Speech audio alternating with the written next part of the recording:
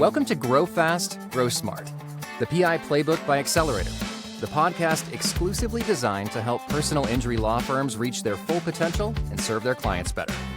Let's jump in. Hey everybody, Stephen DeBosier here with Dudley DeBosier, an Accelerator law firm. We're here with the PI podcast, and I just wanted you to know that I got John Hollan back here, and today we're going to talk about case themes, what it is that you can identify your case and make a jury care about your case. John, how you doing this morning?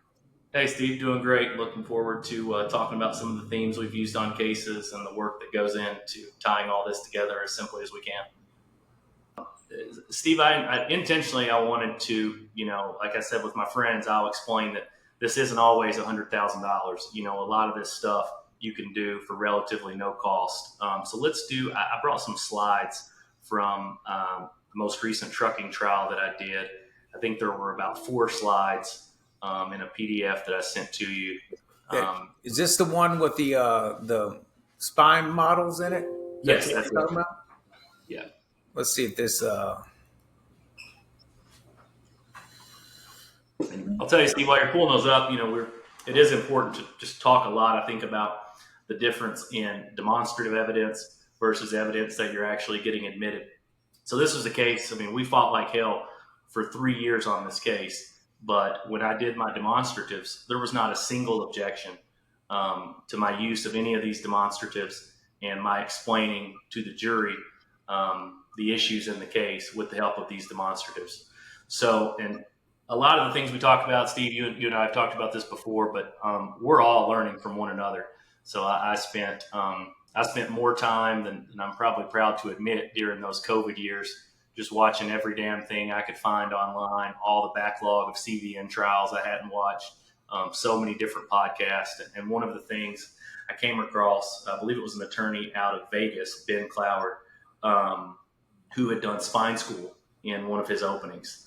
And in this case, even though we had a really good treating spine surgeon as our expert who testified terrifically, I wanted the jury from the outset to understand the different levels of the spine and understand the disc injuries that we were going to be talking about in this case. So we put together a couple different slides here that we used as demonstratives, just explaining the spine before we started talking about the injuries. So, Ben Cloward is a good friend of mine over there in Vegas, and he is one hell of a trial lawyer. So if you can pick anything up from him, you're doing something good. So tell us, can you see this? And I want to make sure I'm sharing it, right? So what's the purpose of this slide? Yeah, so we knew in this case there were cervical and lumbar issues that we were going to be talking about. So, as lawyers, as expert witnesses, the doctors, everyone knows exactly what we're talking about. But I wanted the jury, before we got into any injury or medical treatment, I wanted them to understand the 3 different levels of the spine. And then I wanted them to understand very simply with a picture in mind what a disc is like. And I had this in my hand as we were talking about this. And Steve, the analogy that I always use is a jelly donut. We all love donuts. You guys are your beignets down there. But with a donut, once that jelly, you squeeze that donut and that jelly comes out, you're never getting it back in. So anytime I'm talking about a disc injury, the jelly donut's the analogy that I'm always talking about. And, I use this image here. I like to show the normal versus degenerative versus bulging or herniation. So I want them to understand those before we get going into what the actual injuries are. And John, I just want to point this out. I spend a lot of time with a lot of lawyers, coaching a lot of people. And, they get mad at me, but I'll say, what does that word mean? I might know what the word means, but what I'm really saying is a jury is not going to understand that. And we want to talk. I've heard so many lawyers, they use the term depo for deposition. No one even knows what a deposition is, much less a depo. And doctors want to talk about a cervical spine, right? Well, some jurors might know that, but as more they have to stop and think, what does that word mean? Then they're not going to listen to the next thing you say. So to be able to do this is so powerful, and people skip this step, which is let me educate them on the simplest things first so we can get to the more complicated. I like that. I like it a lot. So let's see, what is there another one on this slide? Yeah, there should be 4 of those that were included there. And again, this is all just really simple. I didn't spend $1 on any of this. These are all medical illustrations that Let you'll me see find. if I can get the rest of them up while we're talking. And sorry, I'm right down from the fire station, so they like to come by here. Well, let's see. I think it Which was more? that should have been 4 pages there, Steve, in the that first one there. So maybe if you just open it where you had it and go down a page. Well, I tried to. That's what happens when you get somebody that's my age operating this thing. I thought I had it, but now I don't. Oh, This there just we go. reminds me of trial. Shit always goes wrong. So Oh man, which is another good education. Make sure you're telling everybody what you're doing and practice it before you get there. Well, I can't seem to slide down on this one for some reason. no, that's no problem at all. Go, Steve. I want to show you one that from that same trial, and it was the medical treatment slide. I can find it. And I've actually this is one I've started using quite a bit. And for those listening or viewing, however you're tuning in, we talk a lot about trial and trial work. But it's such a small piece of what we do. So these exhibits and these demonstratives and these illustrations, I use these 1,000 times more often in depositions, mediation statements, settlement demands. Anything I do in a case, I'm using my visuals. This morning I was working on demands, and the demand was 15 pages, and I think 8 of those or 9 of those 15 pages were just visuals, just photos, just medical illustrations, copies of MRI films, and no words. For the most part, we might annotate them or give a subtitle of what they are, but just entire pages of packages that are only an image. And let's talk about that for a second, because that's a big deal that a lot of people tend to skip too. Why do you only have 1 or 2 words or no words on a slide? Yeah, I'm stealing this from someone else, but it came from one of our trial consultants, and I think it was Lloyd Bell that had said this to him. A good illustration or a good animation, a good demonstrative doesn't need words. You want it to tell the story itself, whatever it is. Self-explaining. So absolutely. And so, I want to make sure, because I do see this mistake often with lawyers. They'll put up a slide with hundreds of words or even 20 or 30 words. Once you do that, you can assume the jury's going to stop listening to you, because then you're making their brain go back and forth between reading all the words, trying to see if they're important, or listening to you, one of the two, and they can only do one. And so you really are hurting yourself by putting a slide with a bunch of words. You might just have on the top brain injury ? And then they'll understand what you're talking about. So I have another slide for you here. This one is your this one of the looks like a evacuation tube for a brain. Yeah. Let's we can look at that one. This is from a recent trucking case that we resolved earlier this year. And Steve, this one is, so again, spent a lot of time, and this isn't one you can order for cheap on Amazon. This one was a lot of money, but we went through several different versions of this with both, and High Impact out of Denver put this one together. I use them for quite a bit of my animation work on the higher end cases. But what we did on this one, and from our focus group, our first round of focus groups, I guess it would have been, this is a different one. We didn't have a power drill. We had talked with the doctor, and this is one where it's a very simple procedure. As far as brain surgeries go, we couldn't get much from any of the doctors about, no, this is pretty routine. So what we did was, these are actual photos of our client that were, digitally rendered. And then we wanted to show just how deep that tube was going into the brain, the incision that was made, and then just simple words explaining exactly what each step of that procedure was. Again, monitoring our client's brain, and ultimately he survived with a really good recovery. And that's fantastic. And then showing this, for a neurosurgeon, this might be a simple process. For the person that's getting their skull drilled on and cut open, it's a different story. And that's what you're trying to do, to get the jury to live what your clients live through, right? Exactly. Yeah. And you mentioned something else. I'm sorry, John, I didn't mean to interrupt you. No, just letting them, providing pictures or providing context of the brain and the intrusion into the brain, the bleeding on the brain, beyond what can be, unfortunately, sometimes really dry testimony. I've met a lot of neurosurgeons over the years. They're not the most entertaining or the most chatty people. Typically this is routine for them. It's like changing a tire might be for a mechanic. But, again, these toys, these illustrations, they get excited about these and they tell a story based on their treatment, their knowledge, their experience, that otherwise, if we don't do our job and the prep work, they're never going to convey that same story the same way. And, you mentioned something else, John, that I want to make sure the audience picks up on because it's a big deal, which is, we talked about earlier how smart lawyers think they are. Focus groups, right? Focus groups are incredibly important. I'm hearing it from you. You're taking these demonstrative evidence to a focus group and you're saying, what do you think? And then you got to go back to the drawing board, right? If they don't look at this and go, this gets the message across, then you need to go back to the drawing board. Don't rely on a bunch of lawyers to tell you what's good and bad, because a bunch of lawyers just don't know. They think they know, but they don't know. Yeah, and that can be. I've never gotten feedback of any kind from a focus group that didn't help me in some way. There's some of it that's really pissed me off, and that I'm like, how in the world are they seeing it this way? But I can tell you, Steve, we've talked about some of the budget stuff and the cheaper brains or the cheap stuff that costs no money to do on cases.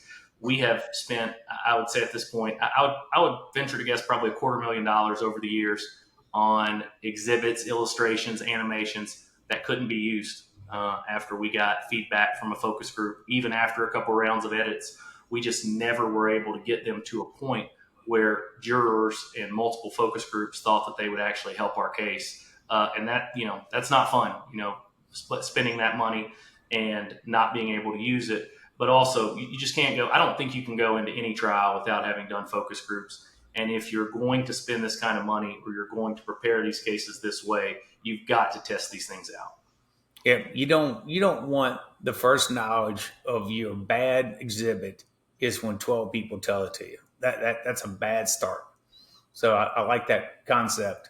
Let me ask you about this other one I've looked at. Maybe you can tell us about this. I thought this was interesting. If I can technologically pull this off. Rear view camera. Tell me what this is about. Yeah, so this is a case. It's one of the larger cases our firm's handled. It involved one of the biggest trucking companies in America, and we represented the lady who you can see in the video here. And this was a video animation, but this is just a piece of it. And we spent a lot of time, focus groups again, on getting this animation ready, because the big issue in the case, Steve, is it's a loading dock. Driver was on a cell phone, distracted. He pulls away from the loading dock, and it was one of those pieces of testimony near the end of the driver's deposition. Well, could your company have done something to stop this? And he's like, well, yeah, if they would have just fixed that camera. He said, I told him for months that the camera was broken. So this rear view camera had been broken on that truck for 78 days.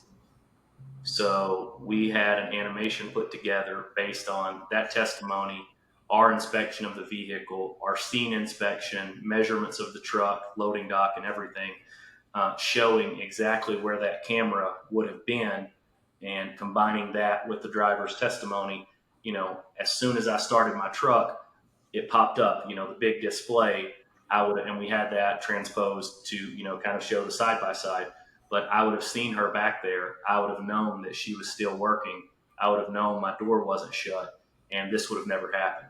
And what's powerful about that, as I assume anyone listening to this knows, we don't want this case to be about the drivers or the overworked employees. These cases are about the company. And when you get that testimony and you've got that trail of evidence that show, had the company done its job, or had the company listened to what its own driver had said to protect them, to protect others, this never happens. That's when you got a different case. There's no doubt. And I'm glad you touched on it, because if you weren't, I was going to. And I want to make sure the audience understands that. That is a big deal, because a truck driver himself, a defendant truck driver, may also be the victim of the company as well. And if you stop and think about it, this guy doesn't want to hurt people. He doesn't want to have this on his conscience.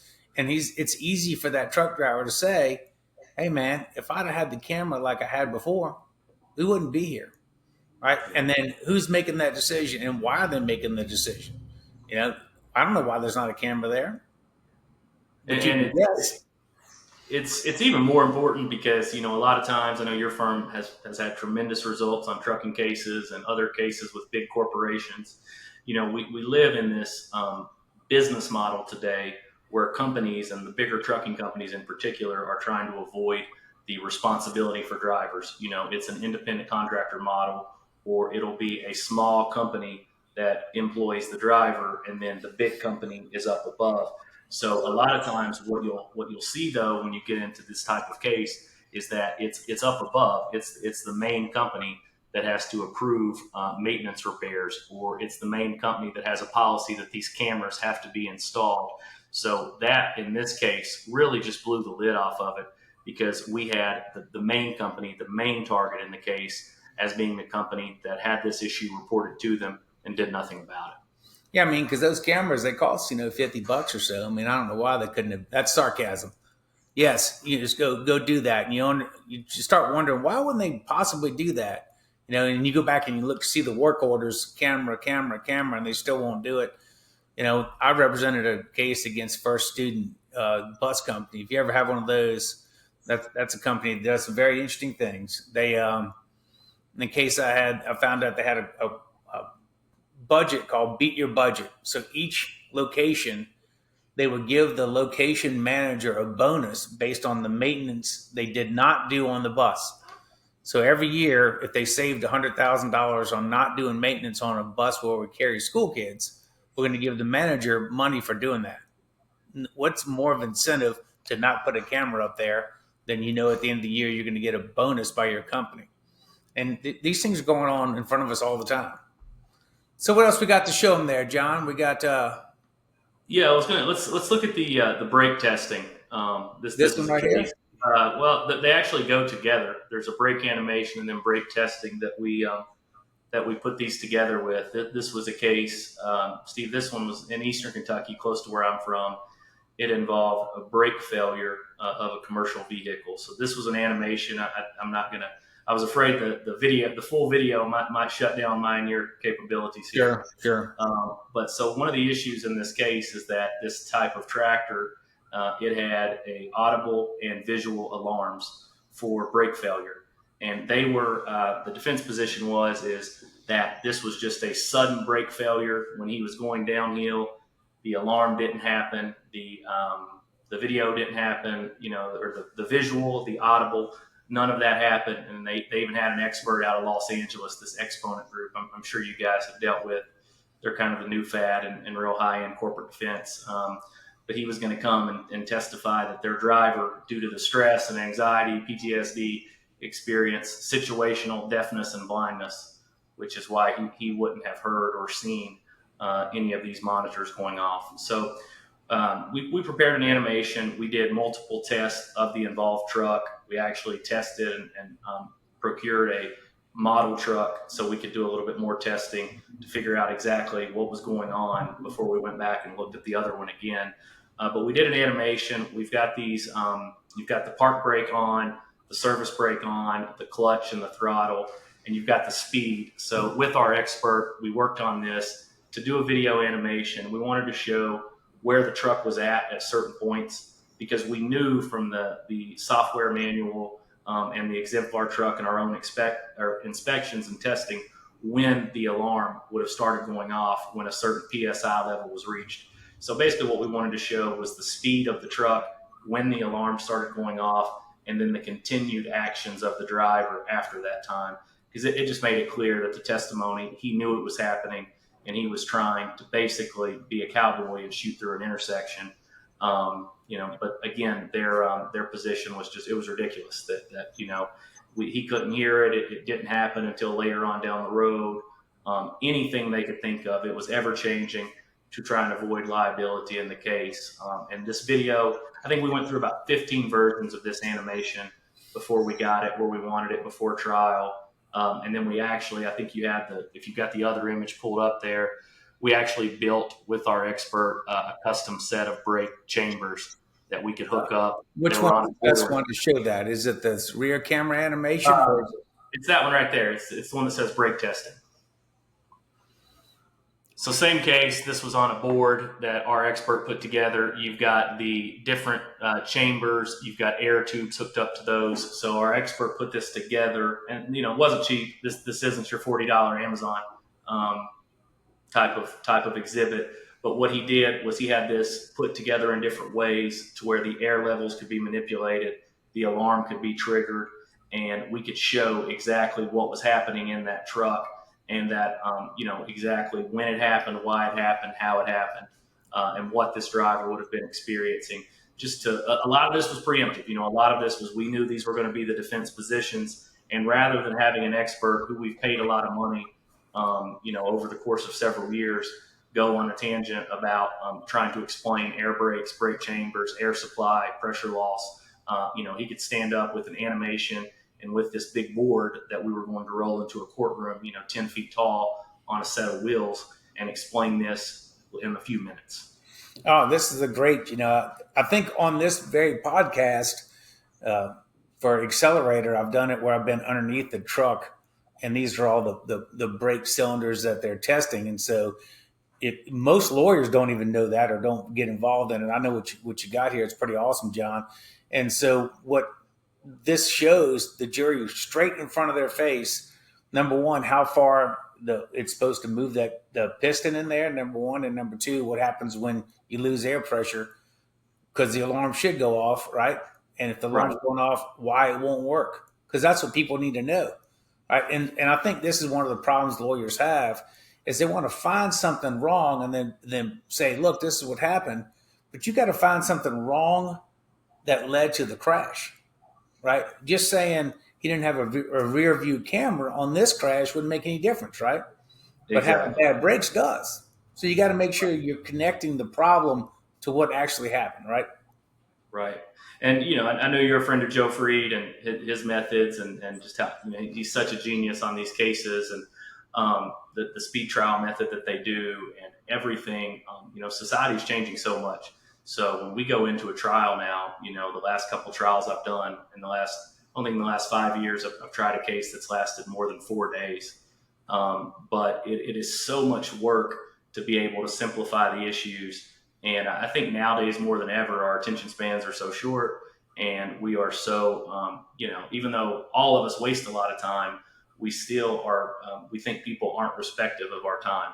And so when you've got jurors there, if you can put something on in 10 minutes versus 2 hours, they're going to know that. They're going to pick up on that. And, this stuff, it's cool. It's sexy. You can see it. You can touch it, all that. But if you don't use it the right way or you overcomplicate it, it's not worth a damn. So, but doing the work and working with experts, being creative, it pays all the dividends in the world. And, it's Mark Twain that said it takes a long time to make things simple, right? He's the guy that wrote the article, and they said, can you make it shorter? He said, I don't have time to make it shorter. Right. And so that's what we need to practice. And that is take the effort to make things more simple. You should be thinking about that all the time.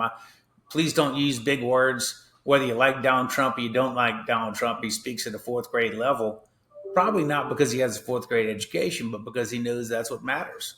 And so the more you can make things simple and shorter, if you get up there with an expert for 10 minutes and then the defense gets up there for 3 hours, who do you think they're pissed at?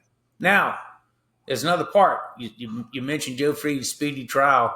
I think he's getting a little pushback on that. So he's trying to rebrand it. But the concept is not to get it over with. The concept is to get the most important stuff in quickly, and not that doesn't mean to skip important details. But it does mean whatever you have that's important, get it right there in front of them and do it as expedient as you can. So what else do you got to look at, man? Well, so Steve, that's that's a lot of what I sent you over, and really that transitions kind of exactly where we were at just now into the other thing we wanted to talk about, and that's my trial themes and how I spend. If you think I spend a lot of time on these exhibits, the amount of time I spend thinking about my theme. It's honestly from the day I get involved in a case up until I stand up to give my opening or voir dire. And it's so much, I talk about wanting to do a 2-day trial or a 4-day trial. My theme in a case is typically something you could put on a bumper sticker. Recent trial, the theme was cutting corners. The trucking one that we looked at where I did the spine school, this is a case, I can't remember how many states we were at on that case, and we ended up trying it in November of last year. But the theme that we came up for in that case was the buck stops here. And I actually ordered, I keep this close to my own desk still, but it's from the Oval Office. I got the official copy of it. And, it was a little tacky. We decided, the focus group was like, maybe that's a little cheesy. Not the actual saying, but having the sign. So I just keep the sign as kind of a trophy from that trial. But that case involved, and it was so frustrating, but we litigated hard for 3 years. The company denied fault. They denied that their truck even hit us. So after 3 years, they stipulate liability 72 hours before trial. Judge allows that to happen, keeps out so much evidence. But what they continued to do was deny damages. So it was essentially, well, we're sorry, this is all our fault, but he's not really hurt. So the theme for that trial, and to this day, it's the most aggressive closing I've ever given on a case, because it was the buck stops here. Every excuse that they have offered to you, they're not sorry. They don't care about what they did. I don't even remember saying this, but at the time, the teams that I pointed, at the corporate rep, at the defense driver, and said in 15 minutes, they're heading back to Miami. They don't care about our client. He's here forever. He is dealing with this forever. The buck stops here today with these defenses. The avoiding responsibility ends today. So that's the argument that we gave in that case. Our entire framing of that case was based on that. And it was a really, really good outcome. It was quadruple the offer of judgment. We turned down a lot of money, increasing amounts of money every day during trial. And when we talked with the jurors after, it had them angry. It's almost, is it golden rule? No, it's not. But it is giving them something to anger them, to impassion them when they go and render a verdict in a case like this. And it's so simple. Like you said, that a fourth grader can know the buck stops here. They know what that means. And they'll think about that constantly when they go back and take the evidence, which has been taken out of context by the defense, and then they really put it in context versus what they just heard the last few days. And there's a great book, I think Mark Mandel, I'm trying to think of the name of the book. I know you're a consumer of all these books. And case framing. Case framing, that's it. Right. Case framing. And it's great because, having these themes are important, because they teach you in law school, you got to have, and for a tort case, you got to have a duty, a breach of that duty, and damages. Isn't that right? What they teach you in law school? Yeah. But, a jury, they don't follow that as well as lawyers do. What they need to know is the why. What is the motive? That's what they don't teach you in law school. They say, well, that's criminal. That's intent. No, you got to show the jury why they did it, which is the motive, which is where all these themes come in. Why did they not put a camera on the back of there? You can come up with some guesses for it, right? And you can even tell the jury. They won't tell us, but it might be they wanted to save money. It might be they just didn't have somebody to do the job. And you can just give them options, but you have to think it through and test it with a focus group and say, does this make sense or does it not? What other themes you got on cases? You got any other good ones? Yeah. So, and before I get to the next one, you're exactly right on the why. It's the hardest thing to get to, and it takes so much work to get to the why. But the last several trials I've done, the first slide I've shown during my opening statement has been, why are we here? ? And, if it's liability, it'll be, we're here to talk about this. If it's damages, we're only here to talk about damages, injuries, money, responsibility. But I take the why are we here, and when explaining the why is where the theme comes into play. The last case, or the next case, Steve, this was a trial in, I believe it was the year before last, 2022. Interesting case. One of my colleagues in our office, he and his wife, they were expecting. They actually went into early labor. So this case was docketed to be tried on a Monday. I met our client for the first time on Friday, and it ended up it was it was a zero offer liability denial, no experts. There was one medical doctor in the case, and that was it. I think we tried this case in about 12 hours worth of trial time. I was working all weekend on PowerPoint on our theme, and we came up with the theme of cutting corners. It was a kind of a he said, she said case, weird little road in Kentucky, but it was stop signs each way. And we looked at the police photos, was able to speak with the detective that investigated it over that weekend. And it was clear that rather than stopping at the stop bar, this defendant had basically cut the corner to try and get into her house. Interesting thing in that one, like every case, I used my visuals. Again, these were all free because I had 72 hours to kind of get them together. But it was some of the police scene photos with a side-by-side of a Google map. And it was just a red arrow showing what this defendant did versus a green arrow showing how it should properly be done. I had the driver or the police officer explain that to the jury. But my opening statement didn't work.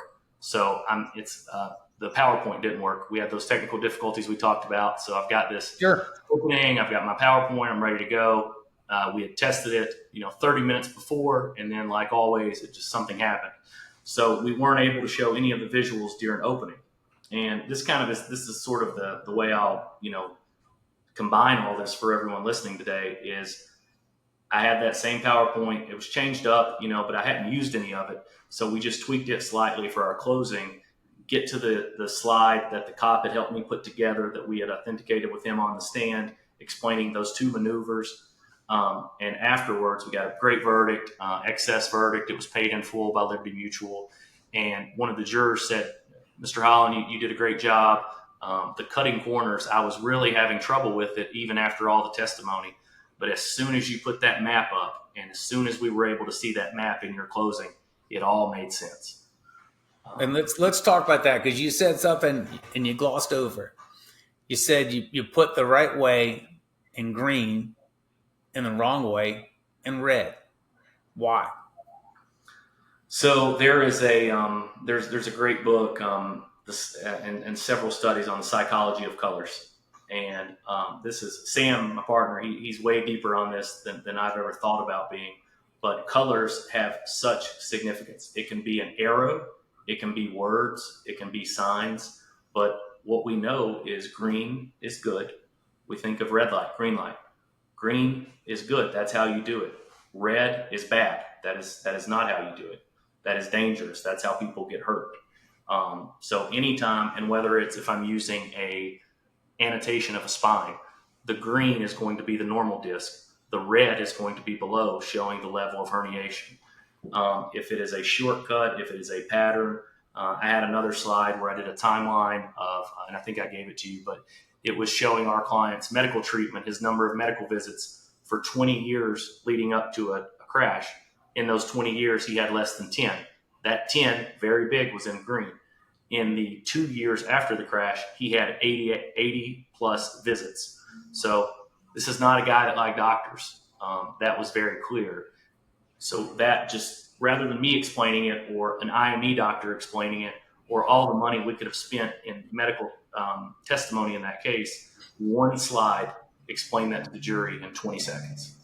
And that's perfect. And I'm glad you're doing that because the more people can understand, it's not a matter of just hoping you get it right, focus grouping it, but you also have to understand the psychology and that, what you're talking about is a lot of people use it in different versions, but right way, wrong way.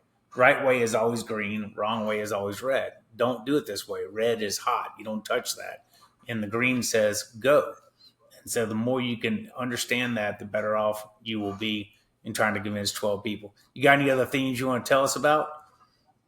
Got a few that we're working on right now.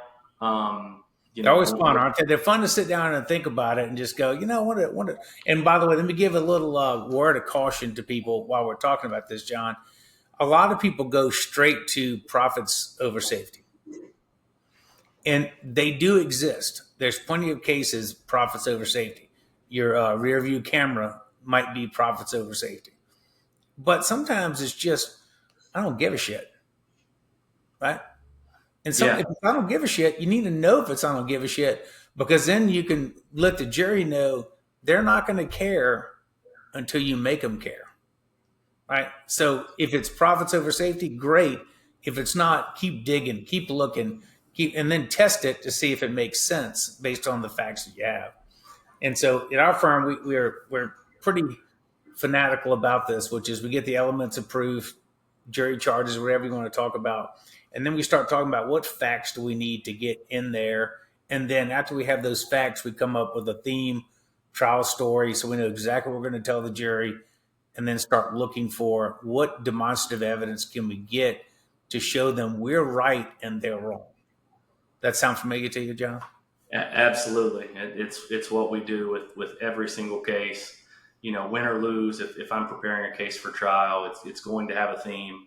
There's going to be focus groups. There's going to be demonstrative evidence, and they're going to be tested. We've not quite gotten to the point of building out a courtroom yet, and that's honestly, that's a deliberate decision. So we've done, and I say focus group, and again, people think, well, John, we're a small firm. I can't spend tens of thousands or hundreds of thousands of dollars like you guys do on a case. A lot of times, it might be one of my close friends and a couple beers. We'll do internal focus groups where we do those for anywhere from $300 to $500, or it'll be national consultants, where we might spend $10,000, $20,000, $30,000. But that last case, it was almost $1 million verdict. That trucking case that I tried last November, we did that focus group. I think I spent $350 on that focus group. It was at a hotel close to our office. We ordered lunch. We paid people, $20 an hour. And we knew in that case, our client and some of the demonstratives we were a little bit iffy. So we actually brought in the demonstratives, and then we brought in our client. And with another friend, not in our firm, we put our client through a live examination, direct, cross, redirect in front of a focus group. He gave the best trial testimony I've ever seen an injured client give. And afterwards, he was so worked up about it, so nervous. He came up and said, man, you fucking killed me compared to that guy. Like, that was a pillow fight. But that's true because we spent, 40, 50, 60 hours getting him ready for that testimony. And it just, these are simple things, but they take a lot of work. They do take a lot of work, but man, it's so worth it when you realize I got something that people like. The other thing is another good source. If you don't want to pay for a focus group, all of us lawyers, particularly as plaintiff lawyers, we have a bunch of Republican friends, that are out there that like to make fun of us for what we do and things like that. They're the perfect people to go stand in front of and say, what do you think about this? Because they're the ones that are going to be the most conservative folks on the jury, and see what you can do to get past them. And if you can get past them, you'll be able to get past the jury. Another good source of just your friends. Well, look, yeah. John, if somebody wants to get in touch with you, what's the best way for them to get you? Yeah, so, you can reach my personal, you can find all my information, a lot of our case results, and a lot of these exhibits that I've actually shown today, and honestly, a lot more of them. It's semijustice, semijustice.com. My email, jhollan@kylawoffice.com. That's JHOLLAN. Also happy to give my cell phone number. It's 502-264-2661. Always love talking about cases, helping other lawyers. I'm not the guy that just, I don't just want your cases. I don't go and speak to just try and get more cases. I genuinely love this business. I love learning, and I love meeting other lawyers. Man, you've been nothing but fantastic. This is the PI Playbook podcast by Accelerator and Dudley DeBosier. John, you've been fantastic. Great visiting with you. Great listening to your great thoughts on these cases, man. Thanks, Steve. Enjoyed it. Take care. That's all for today's episode of Grow Fast, Grow Smart, the PI Playbook by Accelerator. Be sure to subscribe for more tips and tricks on growing your law firm the smart way.